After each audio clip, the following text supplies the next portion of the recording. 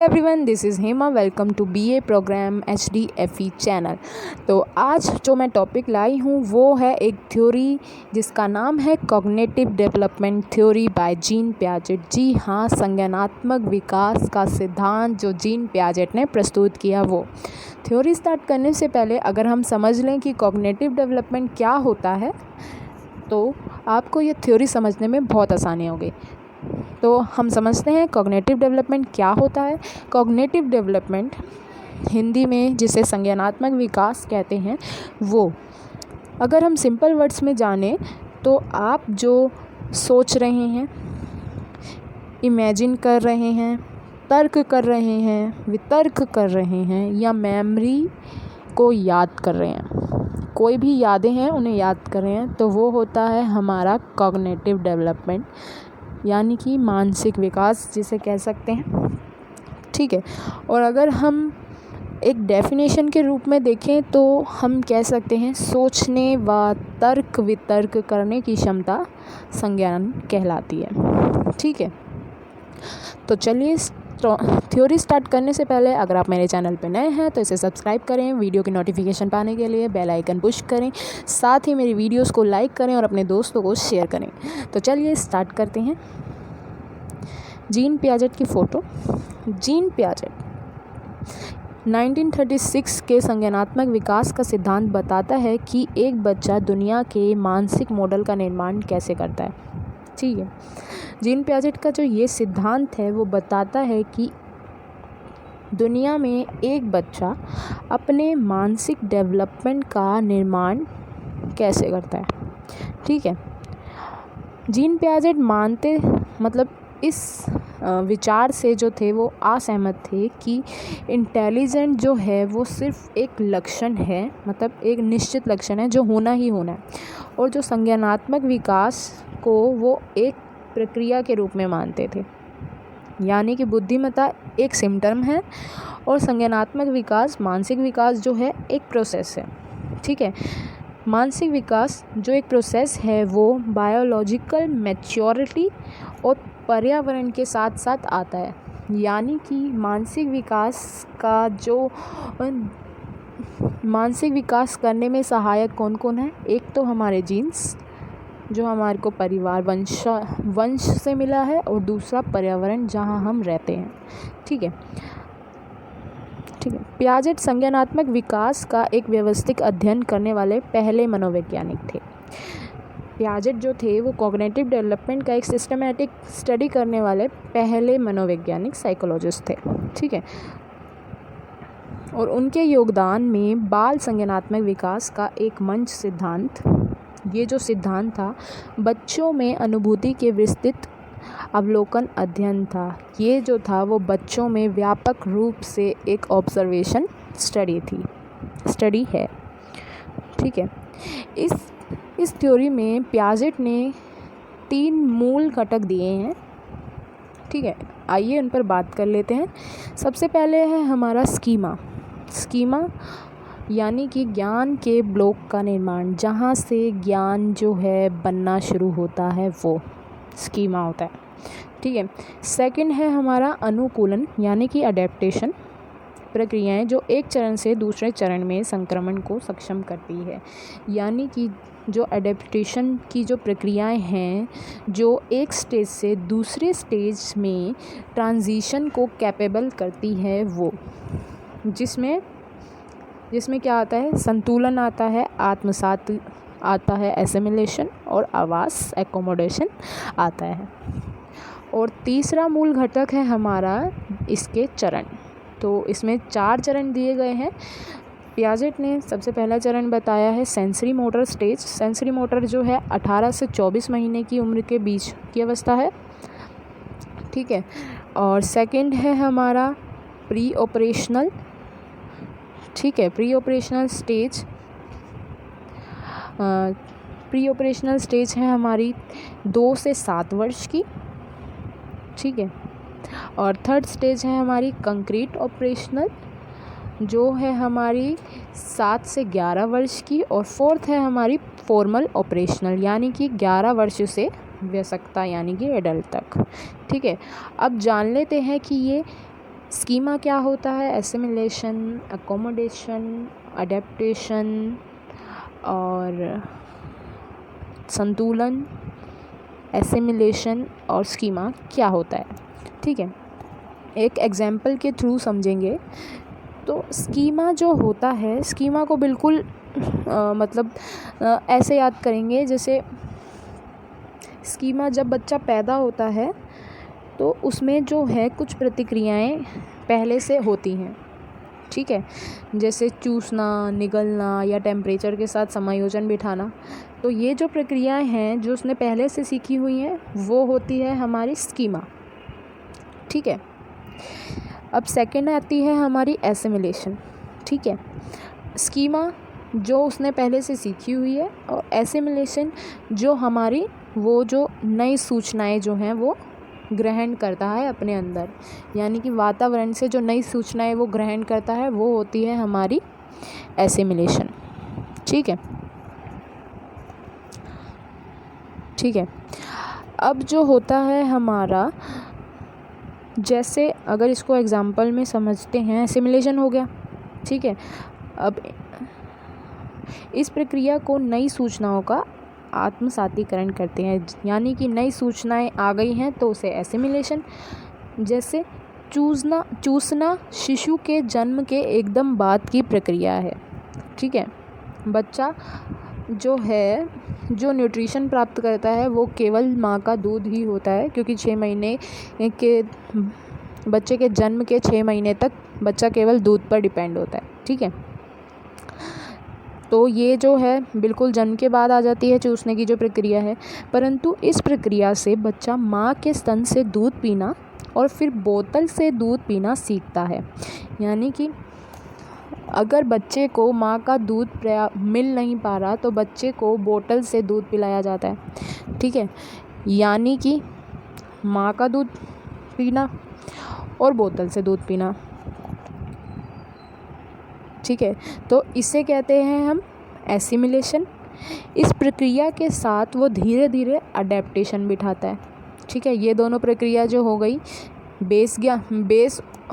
Base जो है हमारा और नई सूचना, यानी कि जो पुरानी सूचनाएं थी यानी कि चूसने की प्रक्रिया और नई सूचना बोतल से दूध पीना, इन दोनों के साथ अनुकूलन अडेप्टेशन हो गया। ठीक है, और बोतल द्वारा दूध ना मिलने पर जो बच्चा है वो नई परिस्थिति में आ जाता है। ठीक है, एक न्यू सिचुएशन बन जाती है उसके सामने। तो वो, क्योंकि बच्चे को माँ का दूध भी नहीं मिल रहा और ना बोतल मिल रही, तो बच्चा जो है दूध जो है वो ग्लास से या फिर एक सिपर आता है उससे स्टार्ट कर देता है पीना। ठीक है, ठीक है, इसे हम बाद में और समझेंगे अच्छे से। तो क्या था, अगर बच्चे को दूध ना मिला और दूध नहीं मिला और बोतल से दूध भी नहीं मिल रहा, तो बच्चे के सामने एक नई सिचुएशन आती है जिसमें बच्चा जो है ग्लास से पीना स्टार्ट कर देता है या फिर सिपर से पीना स्टार्ट कर देता है। ठीक है, तो इसे कहते हैं हम एकोमोडेशन। ठीक है, यानी कि पुरानी सूचनाओं में नई सूचनाएं जोड़कर जो एक नए प्रत्यय का निर्माण हुआ है वो हमारा समायोजन होता है। ठीक है, अब नई सूचनाओं के साथ नई सूचनाओं का आत्मसातीकरण, अनुकूलन व्यक्ति के ज्ञान के विकास में जीवन भर साथ साथ चलने वाली क्रियाएं हैं। अब जो बच्चा है जिसके पास जो स्कीमा है, यानी कि बेस, जो ज्ञान का जो बेस है वो नई सूचनाएं यानी कि एसिमिलेशन वो, और जो समायोजन है, इन तीनों को साथ लेकर चलता है अपनी पूरी ज़िंदगी में। ठीक है, और इन तीनों के साथ जो बच्चा संतुलन बिठाता है या सामंजस्य बिठाता है वो होता है हमारा तुल्यभारता यानी कि इक्विलिब्रियम। ठीक है, तो ये था हमारा फर्स्ट और सेकंड मूल घटक। अब इसे अगर हम ड्राइंग के माध्यम से समझे तो समझ लेते हैं ठीक है। पहले आता है हमारा स्कीमा, जो बच्चे के पास जन्म से ही जो कुछ क्रियाएं करता है, जो भी ज्ञान है उसके पास जन्म से, वो बच्चे का स्कीमा कहलाता है। फिर आता है हमारा एसिमिलेशन। एसिमिलेशन क्या होता है? बच्चे जो इन्वायरमेंट से नई नई सूचनाएं अपने अंदर ग्रहण करते हैं होते हैं, वो एसिमिलेशन। थर्ड है हमारा अनुकूलन, यानी कि बच्चे को निपल से दूध पिलाया और फिर बोतल पे आ गए, ठीक है, ये हो गया हमारा अनुकूलन। और फिर अनुकूलन में फिर आती है हमारी न्यू सिचुएशन। न्यू सिचुएशन में क्या होता है? क्योंकि बच्चे को ना तो निपल मिल रहा है दूध पीने के लिए, ना ही बच्चे को बोतल मिल रही है, तो बच्चे के सामने एक न्यू सिचुएशन आई है। तो न्यू सिचुएशन क्या है? बच्चे को अब ग्लास से या फिर सिपर से दूध पीना पड़ेगा। तो ये थी हमारी न्यू सिचुएशन। और अब न्यू सिचुएशन में आ गया हमारा डिसइक्विलिब्रियम या फिर एकोमोडेशन, ठीक है। तो जो पुरानी सूचनाएं हैं और जो नई सूचनाएं, वो मिलकर एक प्रत्यय बनाते हैं, तो वो होता है हमारा एकोमोडेशन, ठीक है। अब ये जो एसिमिलेशन है, स्कीमा है और एकोमोडेशन है, इन सब के साथ जो संतुलन और सामंजस्य या कोऑपरेशन कह सकते हैं बिठा लेता है चाइल्ड, तो उसे कहते हैं हम इक्विलिब्रियम, ठीक है। इक्विलिब्रियम यानी कि तुल्यभारता, जिसे संतुलन भी कह सकते हैं, ठीक है। अब हम चलते हैं अपनी स्टेजेस की ओर। तो स्टेजेस, पहली स्टेज है हमारी सेंसरी मोटर। तो चलिए स्टार्ट करते हैं। सेंसरी मोटर स्टेज यानी कि जन्म से 2 वर्ष की अवस्था। इसमें क्या होता है? बच्चे के जो बुद्धि का पता लगाते हैं हम, वो बुद्धि जो है उसके कार्यों से प्रदर्शित होती है। यानी कि बच्चे के जो कॉग्निटिव डेवलपमेंट का हमें पता लगाना है, तो वो बच्चों के हम कार्य करवा कर देख सकते हैं, ठीक है। अगर इसका एग्जाम्पल ले तो जैसे बच्चे को हमने बैठा रखा है, ठीक है, किसी चादर पे, और उसका खिलौना उसी चादर के किसी भी कोने पर दूर पड़ा हुआ हो, तो बच्चा जो है क्या करेगा? चादर को अपनी साइड खींच लेगा उस टॉय को पकड़ने के लिए या प्राप्त करने के लिए, ठीक है। तो ये था हमारा एक बौद्धिक कार्य था बच्चे का। बच्चे ने दिमाग लगाया, बिना उठे उस चादर को अपनी साइड लाया और टॉय ले लिया। तो ये था उसकी इंटेलिजेंसी, ठीक है। तो पियाजे ने क्या कहा कि ये जो बच्चे ने कार्य किया है वो ऑपरेशन ना कहकर, उन्होंने इसे ऑपरेशन नहीं माना, बल्कि उन्होंने ये माना कि वो था एक स्कीमा का एक्शन, ठीक है। उसके पास जो भी ज्ञान है उसको एक्शन माना, ठीक है। जो भी ज्ञान है उसको अप्लाई किया, ठीक है, स्कीमा ऑफ एक्शन, ठीक है। पियाजे ने जो इस स्टेज को ना फिर से 6 भागों में और डिवाइड किया। यहाँ मैंने इसमें बता नहीं रखा, अगर आप इसको मेरी वॉइस में समझ सकते हैं या लिख सकते हैं तो लिख लीजिएगा। तो इसमें जो है 6 अवस्थाओं को बांटा था इस स्टेज को भी। तो पहली स्टेज का नाम है इसमें रिफ्लेक्सिस। तो रिफ्लेक्सिस जो होता है वो जन्म से 1 महीने तक की अवस्था होती है, जन्म से 1 महीने तक की। इसमें क्या होता है? जो भी बच्चे का स्कीमा है वो जैसे सांस लेना, चूसना, वस्तु को देखना, ऐसी जो भी स्कीमा होता है, जो बेस ज्ञान होता है बच्चे का, वो जो प्रतिक्रियाएं होती हैं वो जो है वो दोहराता है, बच्चा दोहराता है, ठीक है। सेकंड स्टेज है हमारी प्राइमरी सर्कुलर रिएक्शन। ये अवस्था 1 से 4 महीने की अवस्था होती है। इसमें क्या होता है?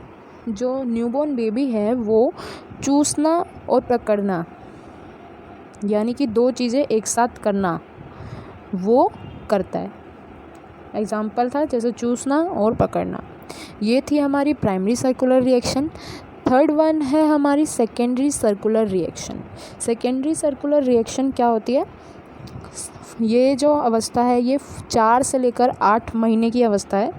इसमें क्या होता है, जो बालक है वो घुटनों के बल चलने स्टार्ट कर देता है, ठीक है, और अपनी जो पहुंच की जो बहुत सारी जो चीज़ें हैं उनको छूकर ना फील करता है, ठीक है। 4 से 8 महीने में, यानी कि सेकेंडरी सर्कुलर रिएक्शन वाली अवस्था में बच्चा घुटनों के बल चलना स्टार्ट कर देता है। तो जो जितने भी उसके पहुंच वाली जो चीज़ें होती हैं उनको छूता है और महसूस करता है। अब फोर्थ है हमारी कोऑर्डिनेशन ऑफ सेकेंडरी रिएक्शंस। नाम से पता चल रहा है कोऑर्डिनेशन ऑफ सेकेंडरी रिएक्शन, यानी कि जो सेकेंडरी सर्कुलर रिएक्शन है उनमें कोऑर्डिनेशन, ठीक है। ये जो अवस्था है वो 8 से 12 महीने की अवस्था होती है। इसमें जो बालक जो है बहुत सारी प्रतिक्रियाएं तो करने लग जाता है, तो जो भी बहुत सारी प्रतिक्रियाएं करता है वो उनमें जो तालमेल बिठाना स्टार्ट कर देता है। इसको एग्जांपल लेके समझते हैं, जैसे किसी भी चीज़ को फेंकना और उसकी साउंड को सुनना। कोई भी चीज़ फेंकी है उसने तो उसकी वो साउंड सुनेगा, ठीक है। अब फिफ्थ है हमारी टेरिटरी सर्कुलर रिएक्शन, ठीक है। ये हमारी जो अवस्था है ये 12 से 18 महीने की अवस्था है, ठीक है। इसमें जो बालक है वो चलने लग जाता है, ठीक है, चलने लग जाता है, वस्तुओं को छूता है, सूंघता है, चखता है, टेस्ट करने लगता है, मतलब अपनी जो सेंसरीज है ना उनका यूज़ करने लग जाता है और नई सूचना एकत्रित करता है, मतलब एसिमिलेशन की तरफ अग्रसर होता है, ठीक है। लास्ट है हमारी final stage of this period. इसका नाम ही है final stage of this period. तो इसमें क्या होता है, ये है हमारी 18 से 24 महीने तक की। इसमें क्या होता है, बालक जो है अपनी सभी सेंसरीज का यूज़ करते हुए वस्तुओं के विषय में अपने मूल प्रत्यय बनाता है कि ये जो है ये ऐसी होती है, या फिर कुछ संकेतों को भी समझने लग जाता है। कोई भी साइंस, मतलब कुछ साइंस जो उसके समझने लायक हैं वो समझ सकता है। जैसे नो करती है मम्मा, नो, तो वो समझता है ना। सेकेंड स्टेज है हमारी प्री ऑपरेशनल स्टेज, ठीक है। प्री ऑपरेशनल स्टेज जैसे कि पहले बताया गया है या ऊपर लिखा भी हुआ है, 2 से 7 वर्ष की अवस्था। ये जो होती है ये अवस्था शैशवावस्था, इन्फेंसी और चाइल्डहुड के बीच की अवस्था होती है। इन्फेंसी और चाइल्डहुड के बीच की अवस्था। इस अवस्था में बच्चा बेसिक भाषा, लैंग्वेज और साइंस, मतलब संकेत जो है समझने लग जाता है, ठीक है, और थोड़ा बहुत उपयोग भी करने लग जाते हैं। इस स्टेज में बच्चे की मेमोरी और इमेजिनेशन पावर जो है विकसित होती है।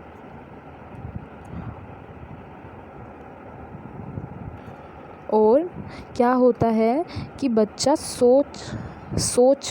का जो भी सोच विचार होता है वो रेशनल नहीं हो पाता, इसलिए वो ना दूसरों के व्यूज़ को समझ नहीं पाता, ठीक है। मतलब उसको अपनी अपनी लगी रहती है, एक तरह से सेल्फिश, ठीक है। तो वो दूसरों के पक्ष को समझ नहीं पाता क्योंकि रेशनल बुद्धि नहीं हो पाती, तर्क करने की क्षमता नहीं हो पाती उसके अंदर, ठीक है। और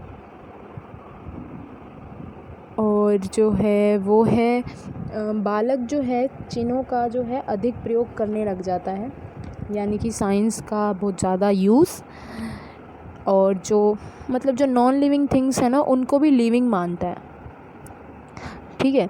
जैसे हम कहते हैं कि बच्चा अगर गिर जाता है तो आप अगर फर्श को चाटा मारते हैं तो बच्चा जो है चुप हो जाता है ना। खुद गिर जाता है तो रोने लग जाता है, और रोने के बाद फिर आपके पास आ जाता है, और फिर जो अगर आप फर्श को मारें या फिर कोई भी टॉय है तो उसको बोले मेरे बच्चे को पीटी करी आपने, तो ये ऐसा जो है वो मानने लग जाता है कि ये जो है ये लिविंग थिंग्स है। ठीक है, तो बच्चा उसी दौरान जो है चुप हो जाता है। ठीक है, या फिर दूसरा एग्जांपल लेते हैं, जैसे कुर्सी और साइकिल से गिरने से जो बच्चा जो है रोता है। ठीक है, और कहने लग जाता है कि कुर्सी ने मारा, ये है वो है, तो फिर साइकिल ने उसे गिरा दिया, या फिर हो सकता है साइकिल ने उसे गिरा दिया। तो अगर इस स्थिति में यदि आप जो हैं या उसकी माता केयर गिवर साइकिल को या कुर्सी को डांटे तो बच्चा चुप हो जाता है ना, रोना बंद हो जाता है, खुश होता है। तो ये था इसमें। और इस स्थिति में इस स्टेज में बच्चा केवल अपने बारे में ही सोचता है। मैंने जैसे बताया कि बच्चा सेल्फिश हो जाता है। ठीक है, और जो बच्चा जो है सभी सदस्यों को अपनी साइड अटेंशन पाना चाहता है, मतलब आत्म केंद्रित हो जाता है इसमें। ठीक है, देखा, सोच अभी भी अहंकारी है, मतलब ईगो वाली। शिशु के दूसरों को दृष्टिकोण को लेने में कठिनाई, जैसे कि मैंने पहले बताया, क्योंकि उसकी रेशनल वाली बुद्धि जो होती है, तर्क करने की क्षमता जो है वो विकसित नहीं होती, इसलिए दृष्टिकोण या व्यूज़ समझने में उसे वो समझ नहीं पाता। ठीक है, और वो ये भी नहीं समझ पाता कि जो उसकी मम्मी है वो किसी दूसरे की मम्मी हो सकती है। अगर आपने किसी छोटे बच्चे को चिढ़ाया होगा कि ये मेरी मम्मी है, ये मेरी मम्मी है, तो बच्चा रोने लग जाता है। ठीक है, तो यही होता है स्टेजेस में। थर्ड हमारी स्टेज है कंक्रीट ऑपरेशनल स्टेज, जिसे हिंदी में साकार प्रक्रिया अवस्था बोलते हैं। ये 7 से 11 वर्ष की अवस्था होती है। इसमें क्या होता है, बच्चे में तर्क, वितर्क, विवेक, चिंतन, विचार करने की क्षमता का विकास होता है। ठीक है, अगर ऊपर वाली स्टेज यानी कि प्री ऑपरेशनल की बात की जाए तो उसमें बच्चा दूसरों के व्यूज़ को नहीं समझ पाता, क्योंकि उसमें इन सारी चीज़ों की कमी होती है। ठीक है, तो तर्क, वितर्क, चिंतन, विचार करने की क्षमता का जो है विकास होता है। बच्चा जो है प्रेजेंट, पास्ट को समझने लग जाता है। प्रेजेंट, पास्ट, फ्यूचर, इन सबको समझने लग जाता है। ठीक है, अब जाहिर सी बात है, अगर चिंतन, तर्क, वितर्क जो है, जैसे सोच जो है विकसित हो गई है, तो बच्चा दूसरों के पक्ष को भी समझेगा। ठीक है, तो दूसरों के पक्ष को समझ लिया, अब ये दूसरों के पक्ष का समझने वाली क्षमता भी विकसित हो गई। ठीक है, अब बच्चे में आत्म केंद्रित यानी कि जो दूसरों का अटेंशन अपनी साइड खींच रहा था, उसमें जो है कमी आती है। ठीक है, अब बच्चा नहीं चाहता कि वो दूसरों का अटेंशन पाए। ठीक है, और जो है विभिन्न बहुत सारे कॉन्सेप्ट सीखने लग जाता है, जैसे सीरिएशन मतलब क्रमबद्ध। जैसे क्या होता है कि चीज़ों को सीरीज़ में लगाना, 1 2 3 4, या ये चीज़ पहले आएगी, डिसेंडिंग से असेंडिंग ऑर्डर, ये सारी चीज़ें। ठीक है, और क्लासिफिकेशन करना यानी कि श्रेणीबद्ध करना। क्लासिफिकेशन में जैसे सर्कल को अलग करना और स्क्वायर्स को अलग करना, या किसी कलर को अलग करना। ठीक है, और बच्चे की जो होती है इसमें जो सोच है वो क्रिएटिव हो जाती है। बच्चा इसमें ड्राइंग बहुत अच्छी करता है। ठीक है, और कंजर्वेशन का भी कॉन्सेप्ट इसमें डेवलप हो जाता है। कंजर्वेशन का कॉन्सेप्ट क्या होता है, जैसे वेट, अगर आप बच्चे के सामने एप्पल और कोई दो ऐसी चीज़ रखें, एक हल्की हो या एक भारी हो, तो बच्चे से पूछें कि कौन सी चीज़ भारी है, तो बच्चा बता देगा कि ये चीज़ भारी है, क्योंकि उसमें सोचने, तर्क करने की क्षमता आ चुकी होती है। या फिर अगर आप पूछें कि एक लंबा ग्लास और एक छोटा ग्लास में दोनों में सेम क्वांटिटी का पानी भरकर पूछें कि इसमें पानी किस में ज़्यादा है, तो बता देगा बच्चा कि दोनों में इक्वल पानी है। ठीक है, ठीक है। और जिसे हम कह सकते हैं कि इसको हम कह सकते हैं संरक्षण का नियम, कंजर्वेशन को हम कह सकते हैं संरक्षण का नियम। इसमें बच्चे को ये आ जाता है, जैसे अभी मैंने एग्जांपल के थ्रू बताया था, एक लंबा ग्लास और एक चौड़ा ग्लास जिसमें पानी है, तो वो समझ जाता है। ठीक है। अब उसकी भाषा का विकास भी बेहतर हो चुका होता है और छोटे छोटे निर्णय भी लेने लगता है। ठीक है। और इस अवस्था के जो बालक हैं वो केवल डायरेक्ट को ही समझ सकते हैं, मतलब प्रत्यक्ष को ही समझ सकते हैं। किसी भी तथ्य के निहित भाव या अर्थ को नहीं समझ सकते। मतलब जैसे व्याख्या करने को बोलते थे हमें कि इस पद का व्याख्या समझाएं, तो बच्चा वो नहीं समझेगा। ठीक है। मतलब किसी भी चीज़ के अंदर, जो पोएम के अंदर जैसे निहित अर्थ होता है समझने के लिए, तो वो बच्चा नहीं समझ पाएगा। सिंपल और सोबर चीज़ें समझ सकता है जो डायरेक्ट होती हैं। ठीक है। वे केवल चिन्हों और सिद्धांतों को समझ सकते हैं, साइंस को समझ सकते हैं। ठीक है। इसलिए इस अवस्था को मूर्त सक्रियाओं की अवस्था कहा जाता है, कंक्रीट ऑपरेशनल। ठीक है। जिसमें रेशनल बुद्धि हो जाती है तर्क करने की। लास्ट वन है हमारी औपचारिक, यानी कि फॉर्मल ऑपरेशनल अवस्था, औपचारिक संक्रियात्मक अवस्था 11 वर्ष या 11 वर्ष से आगे। ये जो अवस्था है, ये इसमें किशोरावस्था से ये शुरू होकर लेट किशोरावस्था तक चलती है, या उत्तर किशोरावस्था, लेट एडोलेसेंस तक चलती है। तो इसमें क्या होता है, भाषा साइंस के तर्कपूर्ण प्रयोग से बुद्धि का विकास हो जाता है। ठीक है। अब ऊपर वाले में भी तो तर्क वितर्क का चिंतन विचार करने की क्षमता आ जाती है, तो नीचे वाली भी जो होता है इसमें जो है रेशनल पूरी तरह से हो जाते हैं। ठीक है। अब इसमें किशोर आते हैं, तो इसमें किशोरों की बात की जाएगी। किशोर जो है अब उन योग्यताओं का परिचय देते हैं जो साकार प्रक्रिया अवस्था में नहीं होती। मतलब जो ऊपर वाली स्टेज यानी कि कंक्रीट में नहीं ग्रहण कर पाए, वो अब इसमें कर पाते हैं। ठीक है। वे पहले से उपस्थित प्रत्यय जैसे दया, सहानुभूति, सत्य और सौंदर्य आदि को अधिक मतलब जो इनका मैच्योरिटी लेवल होता है वो बहुत ही ज़्यादा बढ़ जाता है। ठीक है। और अब वे कला, सौंदर्य, संगीत, प्रकृति आदि को समझकर उनकी प्रशंसा भी कर सकते हैं। मतलब निहित अर्थ वाली जो लाइन थी वो अब इसमें समझ सकते हैं। ठीक है। किशोर प्रत्यक्ष को यथार्थ, यानी कि जो सामने है उनको यथार्थ मानने के साथ साथ विभिन्न संभावनाओं का अनुमान लगा सकते हैं। जैसे कि मैंने पहले बताया कि जो भी उसमें निहित अर्थ है वो भी पता लगा सकते हैं।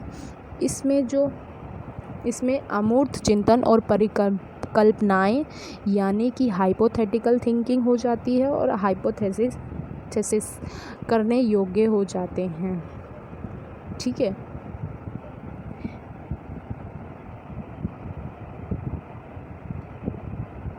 ठीक है। और वे किसी भी समस्या के कई संभावित हल, यानी कि प्रॉब्लम सॉल्विंग जो क्षमता होती है वो भी इनमें आ जाती है। ठीक है। और सिस्टमैटिक रूप से पूरा जो है बिहेवियर करते हैं, नियोजित प्लान्ड होता है, जो भी व्यवहार होता है वो बहुत ही अच्छे से करते हैं। ठीक है। इस अवस्था में के किशोर ऐसी परिस्थिति की कल्पना कर सकते हैं जो उन्होंने स्वयं कभी अनुभव नहीं की हो। इस स्टेज में हमें कई सारे ऐसे लिखने को बोला जाता है, तो हम ऐसे ऐसे भी लिख सकते हैं जो हमने अनुभूति या जो हमने फील ना किया हो। जैसे अगर मान लेते हैं कि कोई भी डिज़ास्टर आया है, ठीक है, या असम, या अभी मान लेते हैं कि जहाँ पर अभी तूफ़ान आया था बे ऑफ बंगाल की साइड, तो वहाँ क्या सिचुएशन हो सकती है, ये किशोर के मन में विचार जो है आ सकते हैं। वो अच्छी भली बातें जो हैं इसको समझ सकते हैं। ठीक है। इसमें जो होते हैं वो क्रिएटिव तो हो ही जाते हैं, ठीक है, और जो उनकी जो लाइफस्टाइल होती है वो प्लान्ड हो जाती है और तर्क वितर्क परिकल्पना का प्रयोग अपने जीवन की विभिन्न परिस्थितियों में करने लगते हैं, ठीक है। यानी कि रेशनल इरेशनल परिकल्पनाएं हाइपोथेसिस का जो प्रयोग है वो अपने जीवन में जो आने वाली जो परिस्थितियां हैं उनमें वो प्रयोग करते हैं। ये थी हमारी 4 स्टेजेस और स्कीमा एसिमिलेशन जो हमारी कॉग्निटिव थ्योरी को पूरा करता है। होप आपको वीडियो अच्छी लगी हो और आपको जो भी इस वीडियो में समझ ना आए तो वो आप बिना हेजिटेट हुए आप कमेंट सेक्शन में पूछ सकते हैं। तो ये जो बॉक्स है ये मैंने गूगल से अपने पीपीटी में लिया है। इसमें जो कॉन्सेप्ट या क्या होता है इन स्टेजेस में वो बताया गया है, ठीक है। और सेकंड वन जैसे object permanence, stranger anxiety, pretend play, egocentrism. तो ऑब्जेक्ट परमानेंस क्या होता है, यानी कि इसमें जो बच्चा है, जैसे बच्चे की बुद्धि तो डेवलप होती नहीं है, तो बच्चे के सामने जो ऑब्जेक्ट है वो बच्चा उसी को ऑब्जेक्ट मतलब ये नहीं समझ सकता कि इसके पीछे भी कोई ऑब्जेक्ट हो सकता है। जैसे अगर पहाड़ है, पहाड़ के आगे कोई आदमी दिख रहा है तो बच्चा समझेगा कि एक ही आदमी होगा यहाँ पे, लेकिन जो पहाड़ के पीछे जितने आदमी होंगे तो वो बच्चे की कल्पना में नहीं आ सकते, ठीक है। तो ये थी हमारी कॉग्निटिव थ्योरी। होप आपको समझ आई हो। Thank you.